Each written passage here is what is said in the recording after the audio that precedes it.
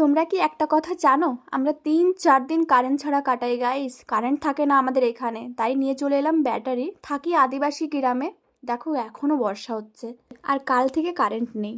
আমরা বসে বসে ভাবছিলাম যে কাকে ডাকা যায় সেট করার জন্য ব্যাটারি।